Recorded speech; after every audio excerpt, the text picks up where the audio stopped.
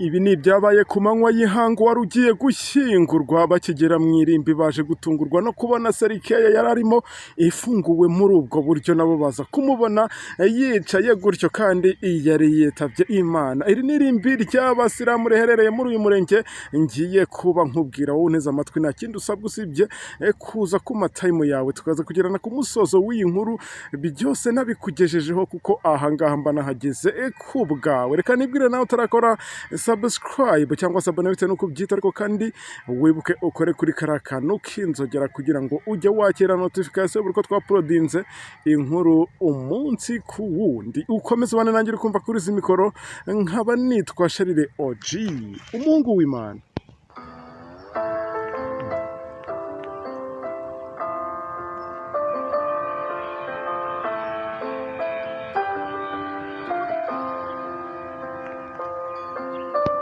Ni nyuma y'iminsi igera kuri 3 uyu nguyu babitse ko yitabye Imana azize uburwayi, cyane ko bamwe mu bagize umuryango we bagiye baduha ubuhamya bugiye butandukanye batubwira ko yari amaze igihe kinini arwaye indwara y'umutima, akaba ari nayo yaje kuba imwica nk'uko byagiye bivugwa na bamwe mu bagize umuryango we. Uribaza uti kubera iki byaje kugenda gutya? Uyu nguyu yari yapfuye cyangwa bari bagiye kumushyingura ari muzima? Byose rero nibyo nje kukugeza kugira ngo uze kugenda unamenya neza ahangaha ahariho, yewe nkubwire n'abangaba uko bose bari ahangaha uraza kugenda ubagezwaho. Nanjye ngira ngo urabyumva ko nageze muri aya makuru. Aya ni amakuru mba ngarutsemo, ni amakuru mba nje kukugezaho kandi amakuru aba yizewe abagezweho. Uze kunyemerera rero tuyabanemo tuze kugerana ku musozo wayo. Byose nagiye mbikubwira ijambo ku rindi, ubwo nizere ko utaraza gukora rya kosa ryo gutarutse cyangwa se ryo kwihutisha iyi video. Reka nongere mbwire nawe wundi utarakora subscribe cyangwa se abone bitewe nuko we abyita, ariko kandi aka niko kanya keza ko gupyondaho anabyonda kuri kariya kantu k'inzogera kugira ngo ibintu birusheho kugenda neza cyane.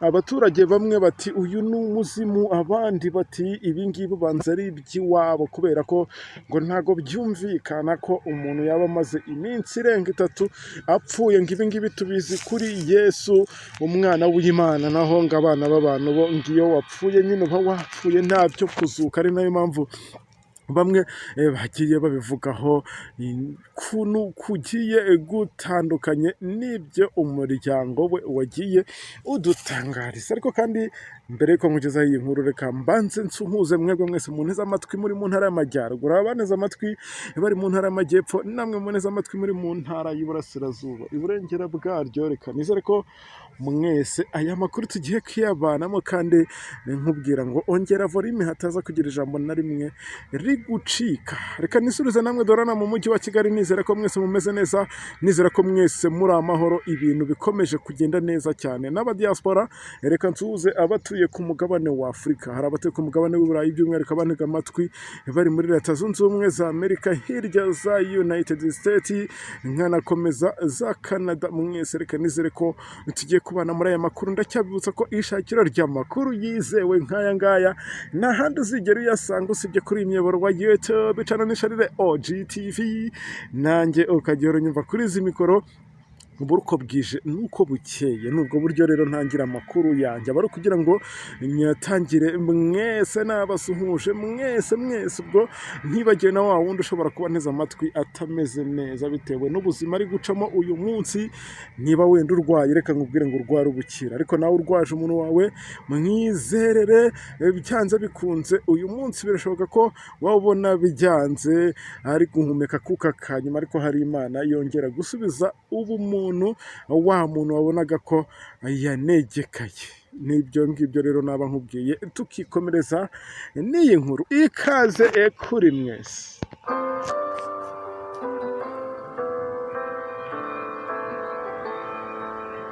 natangiye nkubwira ko ibi ngibi byagoranye kubyumvisha abantu benshi bageze aha ngaha, nyuma wenda abagiye babyibonera isanduku itangira kunyeganyezwa n'uwari uyirimo cyangwa se n'uyu nyakwigendera, njyewe kamwite nyakwigendera, nubwo baje kongera kubona ko nyine yaragarutse ibuntu. Bamwe bagiye babishidikanyaho bavuga bati ntago bishoboka ko uyu nguyu twamwikuriye muri morgue natwe ubwacu tubyibonera ko yarangije kuva muri iyi si y'abazima, yaba yongeye kuba muzima. Ari nabyo bamwe bagiye bavuga bati ibi bintu ntibibaho, ibi bintu ubanza ari amashitani yo mu miryango. Abandi bati nyamara umuntu wasanga ari muzima. Ari nabyo byaje gutera abantu benshi urujijo, bamwe bahita bafata umwanzuro wo guhita babizanamo ubuyobozi bw'ibanze, cyane ko ahangaha murabizi ko nta muntu wajya gupfa gushyingura umuntu we mu irimbi atabimenyesheje inzego z'ibanze, harimo ba mudugudu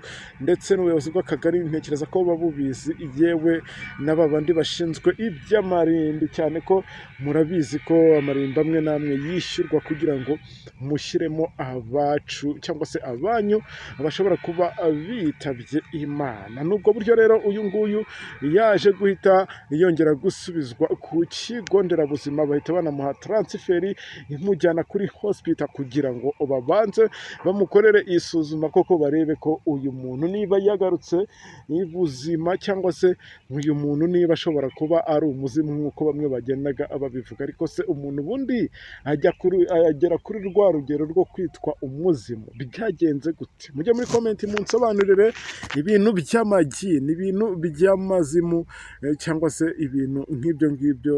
Ntago ngewe njya mbasha kubishyikira habe na gato. Ni nayo mpamvu rero ngewe mba mbasaba kugira ngo mwebwe tubane umunsi ku wundi, igihe mbagejejeho inkuru nk'iyi ngiyi bidasanzwe, inkuru nk'iyi ngiyi nawe ushobora kumva ukagiramo akantu kakoba, ese ubundi byigeze bikubaho? Wabona hari n'umuntu uzi ibi ngibi byabayeho? Jya muri komenti twandikire, natwe tubashe kugenda tumenya uko byari bimeze mbere y'uko ibi ngibi nabyo tugenda tubyumva uko byari bimeze. Nabikubwiye ko uyu nguyu n'ubundi bari kumushyingura uyu munsi, uko biteguraga n'ubundi imva bayitunganyije, ubwo ni hahandi muri za metero n'eshatu. Mujye muri komenti mumbwire, rega ese ko ntarapfa, nta nubwo nkunda kujya gushyingura. Ngewe narabibabwiye ko rwose ahantu ibiriya bintu biba byabereye mpatinya kubi uwo sinjye. Ni nayo mpamvu nkunda kubabwira nti nyamuneka niba umuntu wawe avuye mu mubiri, ni ngombwa ko abaturanyi bagutabara, kubera ko uba usanga bikenewe cyane ko utajya kumwishyingurira uwumwe. Ni nayo mpamvu ubona ahantu henshi bagize ibyago uzahabona abantu benshi bagiye batandukanye, ari inshuti ari abanzi, ipfa kuba wapfushije bose baraza. Na ba bandi mutaherukanaga uba ugomba kubabona kwirimbi. Nari ndimo nkubwira rero ko ibi ngibi byabereye mu karere ka Gatsibo. Ahangaha ngira ngo muri kubibona neza, batuye mu karere ka Gatsibo, ubwo ni mu ntara y'Iburasirazuba, aho irimbi ry'abasilamu riri.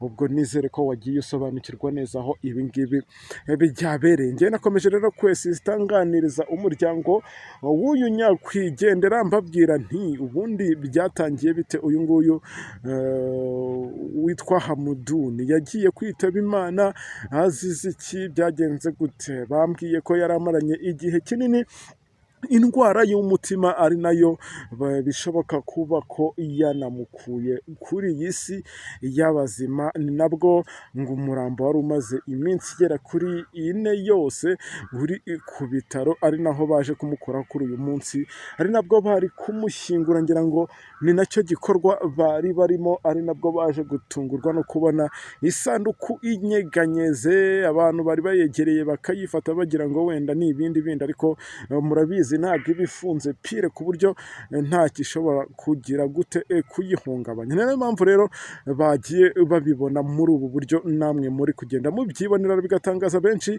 bikaza kurangira uyu nguyu wari ugiye gushyingurwa asubijwe mu bitaro kugira ngo banze bamukorere isuzuma, barebe ko nta kindi kibazo wenda yaba asanganwe, barebe niba koko wari ugiye gushyingurwa wari witabye Imana kandi ibyo byari byemejwe n'abaganga, barebe niba ari muzima koko nk'uko byagiye bigarukwaho n'abantu benshi bagiye batandukanye. Ngayo nguko rero hano ari mpakubereye, gusa icyo nakubwira cyo ni kimwe, waroneza amatwi, reka nkubwire ko iyi nkuru nyikurikirana neza kugeza ubwo ndaza kubona ibisubizo biraza gutangwa n'abaganga, nkaza kongera kugaruka mu nkuru yacu iri imbere. Ingaruka kuri iyi nkuru navuga ko yateye abantu benshi ubwoba, abandi ikaza kubatera impungenge zikomeye. Njyewe reka nkushimire aho twabanye muri aya makuru, mubwiraga amakuru yacu nakagaruka dusubire mu makuru yacu ari imbere. Njye twabanye nkaba nitwa Sharire OG, asante sana.